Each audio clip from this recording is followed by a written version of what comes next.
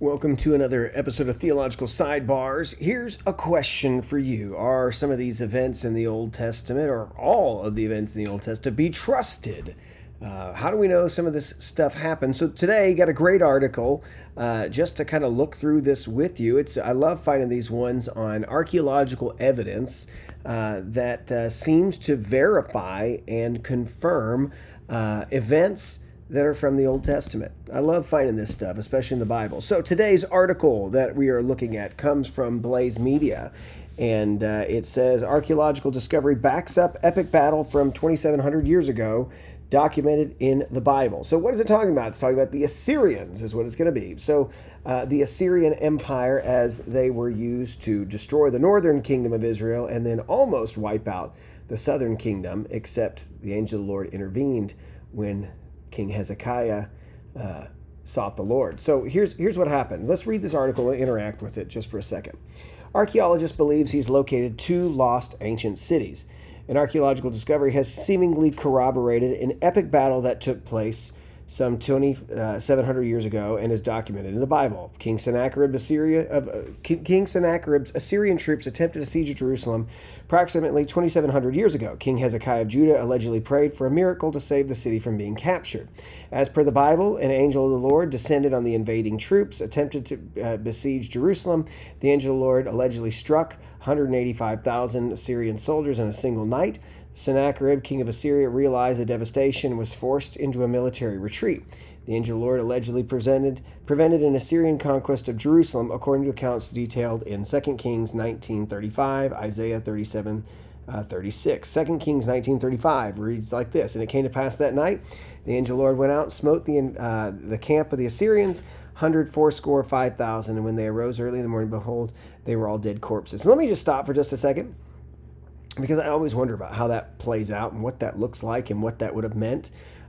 Here's what I think, by the way. When the angel of the Lord gets involved, here's what we don't know. We don't know exactly, like, was this his presence coming out and actually fighting, or did he just kind of, send a plague through? Because anytime you see the angel of the Lord working, there are some times that, he's just fighting, but there's other times where when he's at work, even like in 2 Samuel, his sword is drawn, he's going after Jerusalem, but there's a plague that's hit everybody, and so people are just dropping. So all that to be said, we're not quite sure how that would have looked, but we see that God was involved with fighting the battle for the people.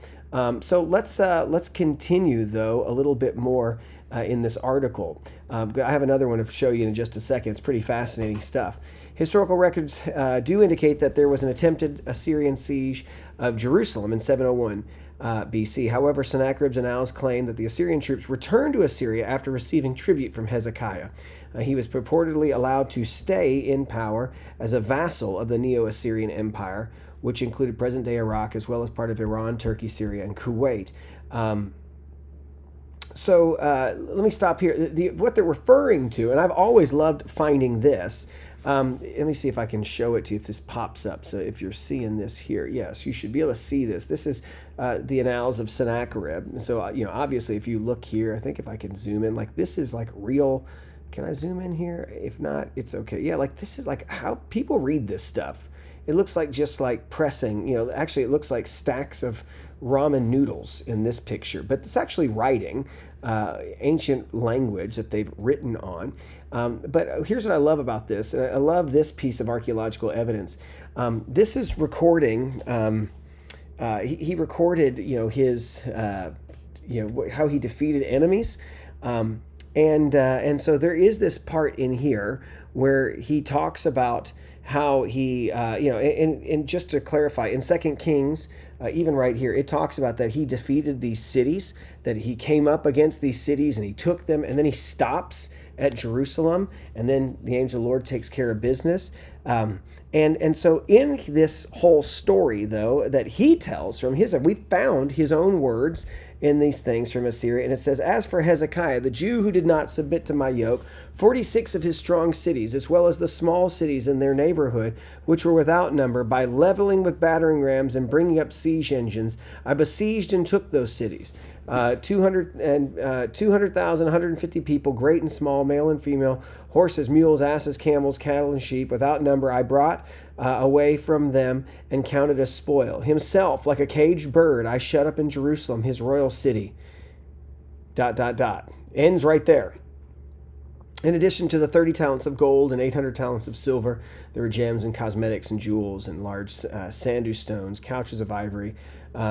This is stuff that just talks about like the tribute that he had to pay, or they made him pay. But here's what's fascinating about this is he talks about all these cities that he took over. But when it talks about Jerusalem and Hezekiah, he just says, oh, I shut him up in the city. But that was it. He's taken over all this stuff, but he never actually does anything or says anything about being able to take hold of Jerusalem. And that's why, because in ancient Near Eastern history, you don't talk about defeats. You don't talk about, you only talk about the good stuff. You only talk about what the big things that you've done. You never actually bring up, yeah, hey, we had a really terrible defeat here. So go back. We know this. We've got this, these tablets, these things that are here to show people, left over from them, saying that that he has conquered all these areas, right? But now here's the new piece. This is what I love about this article right here. It says historical records do indicate that there was an attempted Assyrian siege. And we did that one right here. Archaeologists, right here, I lost my place. Archaeologists had previously discovered a scene carved into the stone walls of King Sennacherib's palace, which displayed the Assyrian conquest of Lachish, a city 42 miles south of Jerusalem. Carvings showed how the Assyrian military bases were laid out. Archaeologist Stephen Compton carefully examined these ancient engravings to determine the locations of the ancient military camps set up by King Sennacherib in the Levant. Compton wrote a peer-reviewed paper called The Trail of Sennacherib's Siege Camps, which was recently published in the Journal of Near Eastern Archaeology. In the paper, Compton mapped out the likely locations for the ancient Assyrian military camps from around 700 BC. Compton utilized aerial photographs of Lachish from World War II, landscape images, satellite imagery, on-site surveys, ancient pottery, and archaeological data to create a virtual map of Sennacherib's camps. That's fascinating, by the way, that they're using maps from World War II, aerial maps. I mean, that is something to think of, how things look from the sky, how it looks out there, but all these other things that kind of show where these places would have been. And then it goes on to say, after Sennacherib's invasion of Lachish, the ruins near the city were abandoned for approximately 2,600 years. I always find that interesting, right? Like, how do we know that? But obviously, we've done this enough to kind of really be able to tell the story of what happens to cities, how long that they were gone and just left in ruins.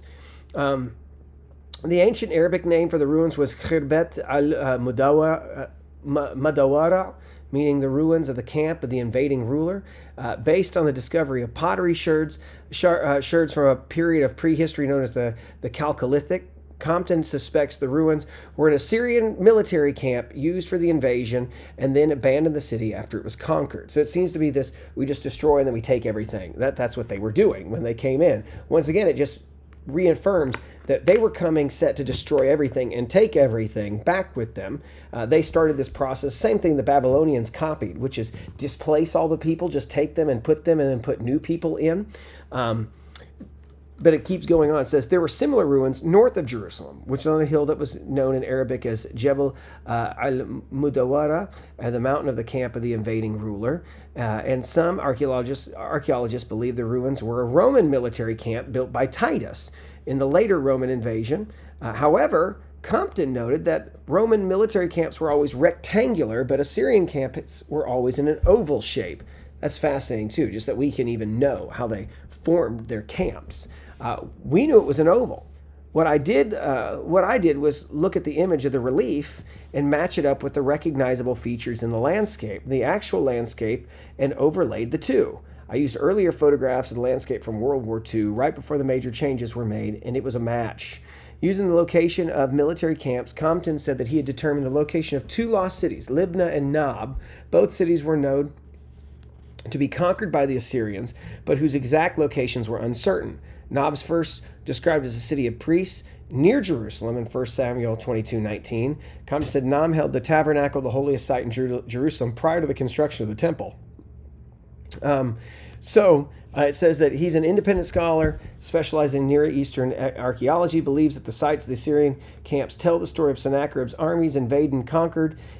Conclude that discover the military camps proves that Sennacherib's famous siege of Jerusalem did happen. So the point of what he's saying is that we continue to see not only are there things left over, the writing left over to say, hey, I did this, we also now have archaeological evidence to say, we're pretty sure he destroyed all of these cities. We see the battle formations. We see the camp formations, what's left over. We see that these cities once existed and are now gone, which then goes right back to the original question, which is, why on earth would Sennacherib come right up to Jerusalem? He's destroyed everything else and then just stop, right? Why get to the point and just say, well, we went to Jerusalem, but we didn't do anything there.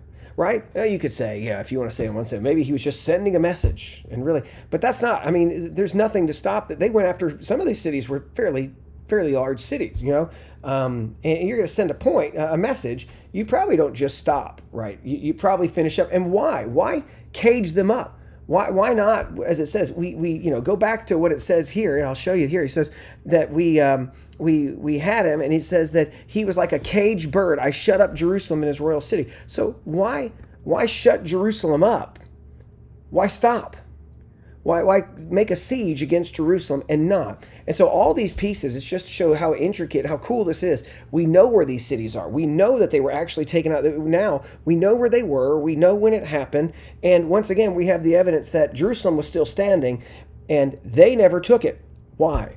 Because the biblical record shows, I think that's the most plausible explanation, right? The biblical record tells us something happened to his army, which made him retreat after blowing through all this. And if you actually read the stories, read the Isaiah passage or in the king's story about this, the arrogance of Assyria is, hey, no other God has stopped me. Your God's not going to stop me either. So just give up. And then that's when they give those documents to the Lord. We just say, hey, read this letter. God, what are you going to do? And then God takes care of business. So fascinating article. I hope you guys like this. If you're interested in the archaeology, I'll put the links in here for you to read those stories as well. Yeah, thanks for listening. I hope this helps. I hope this kind of strengthens your view of some of the stuff that we see in the scriptures, that these are little pieces of evidence that they point towards, the trustworthiness of the scriptures that we have. All right. Talk to you later. Take care. Bye-bye.